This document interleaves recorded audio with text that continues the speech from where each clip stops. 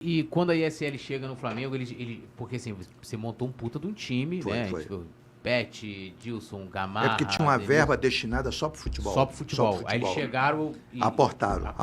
E aí, não, eles aportaram até um pouco mais, que era pro futebol, né? Para os outros esportes e também para a reforma da Gávea. Era um projeto de 15 anos, não era? Era um projeto de 15 anos. O projeto total, a ISL botou dentro do Flamengo 100 e poucos milhões de dólares no início, né? Agora, e dava uma mesada de 6 milhões para pagar os custos fixos, né? Só que e como é que eles teriam de volta o investimento se desse o lucro? Só que como eles faliram, a operação não deu lucro. Então, todo aquele dinheiro ficou dentro do Flamengo. Então, essa falácia de 85, isso tudo foi político. Eu tinha que conseguir me tirar, essa é a grande verdade. Né? Porque eles, nesse mês eles declararam falência, eles faliram nesse mês. Faliram. Tipo, acabou o dinheiro. Acabou o dinheiro. Aí eles que faliram. E, consequentemente, qual foi o meu problema, a minha dificuldade que eu tive na época? Eu tinha contato com o Oscar, com o Pet, com todo. Nós tivemos que rescindir esses contratos todos. E não é mole, né? E até pro teu coração, você, puxa vida, vou ter que desfazer esse time de basquete, vou ter que desfazer esse time, mas não tinha jeito. O Flamengo teve que recuar, né? Para recuar, para não... E tanto se fosse o que falo, o Flamengo tinha falido, e o Flamengo não faliu. Quem faliu foi a ESL. Mas ficaram com dificuldade financeira. Fica a mesma dificuldade que eu peguei. Quando eu peguei o clube, os salários do jogador profissional estavam atrasados. Né? Tinha algumas coisas atrasadas, e nós colocamos em ordem. Né? Não estou criticando a gestão anterior, é porque era assim o processo. Sim. Um presidente passava para o outro com algumas coisas atrasadas. Né? Então, e nós lutamos, só que eu incomodei muita gente, eu disse não a muita gente. Tinha gente que queria ser diretor para brigar com a CBF, com a federação, e eu não queria isso. Eu queria realmente que o Flamengo crescesse, como é hoje. O Flamengo está crescendo naturalmente, né? E cada vez mais. Eu não tenho dúvida de dizer que o Flamengo hoje é o clube mais forte da América Latina, eu não tenho dúvida de falar isso, né? Não só no campo, como também na sua estrutura organizacional. Qual o clube que tem a quantidade de esporte olímpico que o Flamengo tem aqui na América Latina? Ou no mundo? Ninguém tem. E a gente hoje, num belo projeto que foi desenvolvido pelo clube de captação de recursos oriundo de leis, né, de benefícios, de incentivo, o Flamengo está fazendo isso. O esporte olímpico do Flamengo está muito bem gerido, muito bem administrado, né, onde a gente tem atleta e ninguém reclama de nada. Mas pode ter um erro. Erro sempre tem. Mas o Flamengo tem uma dentro do campo, dentro das quadras, dentro do vôlei, dentro das piscinas, algo que muita gente não tem. Né? E a gente veio... eu digo, mas você ajudou nisso? Eu ajudei, claro, eu acreditava nisso, né? E acho que é uma sequência que está vindo. Sequência essa que veio desde o Luiz Augusto Veloso, foi o primeiro presidente que falou em fazer uma reestruturação administrativa. Nós fizemos, trouxemos a Price. Aí depois, todo mundo colaborou. A grande verdade é que cada presidente colaborou, uns mais, uns menos, mas com o coração para colaborar muito, né? Não tem ninguém que... mas o teu opositor, ele colaborou do jeito dele, cada um...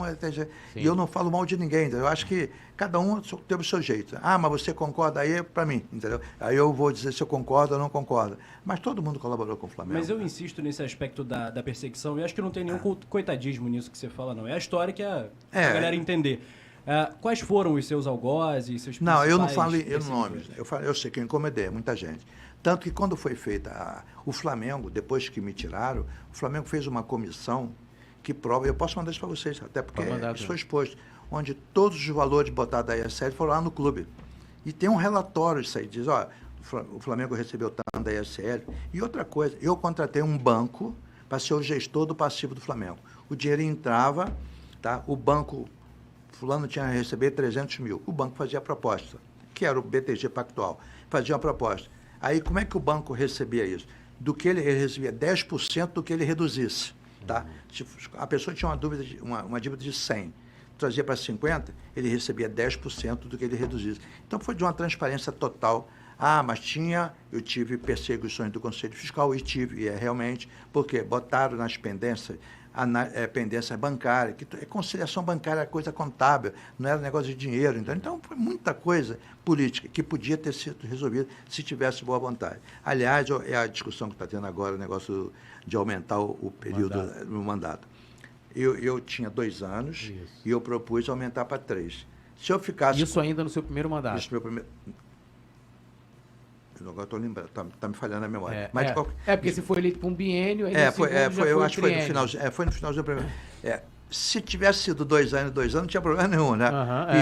Exatamente, né? Que eu fiquei na metade do, vamos dizer, do segundo, você segundo mandato. Em julho de 2022? Foi, entendeu? E você tá triste? É claro que eu fiquei triste, fiquei chateado. Você sofreu impeachment, é a mesma coisa você ser expulso da tua casa, né? Tu imagina.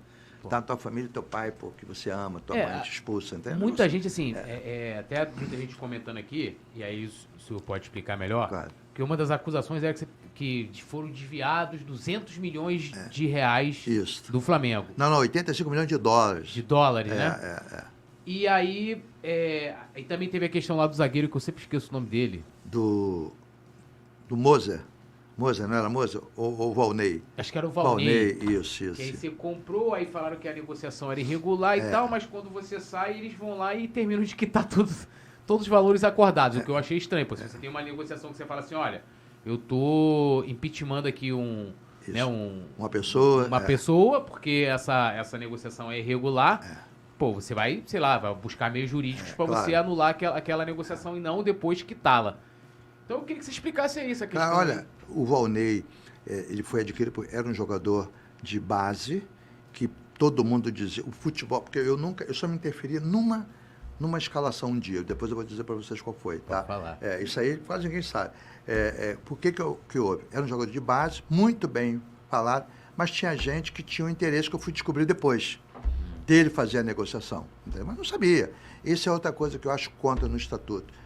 Por que um conselheiro do Flamengo não pode trazer algo bom para o clube e ganhar um comissionamento por isso? Seria a coisa mais fácil, que aí não teria essas implicações, essas perseguições, tá? E no Flamengo, em todos os clubes é isso, né? Se for um conselheiro do clube que levar uma proposta, aí tu tem que fazer através de terceiro, aquelas coisas. Se viesse, claro que eu ia dar prioridade para o conselheiro, não teria nenhum problema, desde que o estatuto permitisse, tanto que depois pagaram a ele. E os 85 milhões de dólares... Está todo dentro do clube. Todo dentro. Aliás, eu fiz a operação mais lucrativa da história do Flamengo. Porque alguém botou 85, ficou lá dentro e o Flamengo não teve que devolver absolutamente nada. E a ação que foi movida lá? Moveram uma ação, aí teve uma decisão para você devolver 18 milhões? E eu falei, sabe o que acontece? Se eu tivesse 18 milhões, só se fosse 18 espigas de milho, né? Entendeu? 18 milhões, né? Primeiro, mas essa ação...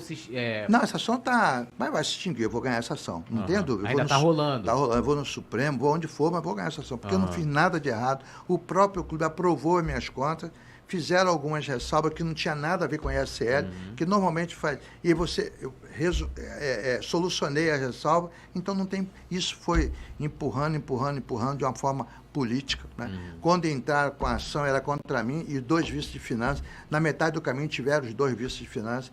Tudo que é pago no Flamengo é pelo presidente, assinado em conjunto. Nada é só uma assinatura. Então foi um ato político. Impeachment de qualquer esfera, é sempre político, é um movimento político, né? Sim. E eu fico triste, claro que eu não queria ter isso na minha vida, não queria que meus filhos... Você quer ver uma coisa? O Brasil teve um impeachment. Alguns, mas teve um impeachment do presidente Collor. O quadro dele estava lá. O meu não colocava o quadro dele. Agora, na gestão dos novos grandes Menemé, do Landim e tudo, que colocaram meu quadro lá. Mas tinha que botar, porque não tinha a ver nada com a outra. Eu fui presidente. Mas estou dando um exemplo. No Brasil, tinha Collor e Dilma sofreram impeachment. Está lá o quadro deles lá. O meu não tinha. Então, quer dizer, coisas de picuinha, de pessoa, é muito pessoal, não sabe? Então, mas tudo bem. Agora, eu sei de onde saiu isso tudo, né? E isso aí não sou eu quem vou resolver, é Deus que vai resolver isso. Quando a gente chegar lá em cima, Deus vai, vem cá, vamos resolver isso aqui agora.